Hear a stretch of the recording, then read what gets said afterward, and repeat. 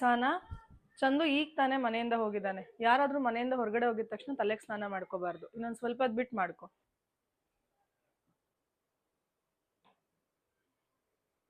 ಪರ್ಕೆ ಯಾಕೆ ಹಂಗಿಡ್ತಾ ಇದ್ಯಾ?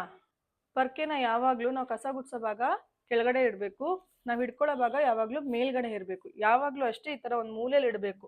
ಎಲ್ಲಂದ್ರಲ್ಲಿ ಪರ್ಕೆನ ಇಡಬಾರ್ದು. ಮುಖ್ಯವಾಗಿ ಚಪ್ಪಲಿ ಬಿಡೋ ಜಾಗದಲ್ಲಿ ಪರ್ಕೆನೆಲ್ಲ ಇಡಬಾರ್ದು. ದೀಪ ಹಚ್ಚಿದ್ಮೇಲೆ ಗುಡ್ಸೋದು ಒರೆಸೋದು ಎಲ್ಲ ಏನು ಮಾಡಬಾರ್ದು. ಬೆಳಗ್ಗೆ ಒರೆಸ್ಕೊಂಡ್ರಾಯ್ತು ಬಿಡು. ಲೈಟ್ ಹಾಕಿದ್ಮೇಲೆ ಮನೆಯಿಂದ ಕಸ ಹೊರಗಡೆ ಇಡಬಾರ್ದು. ಬೆಳಗ್ಗೆ ಹಾಕೊಂಡ್ರಾಯ್ತು, ಹೋಗು.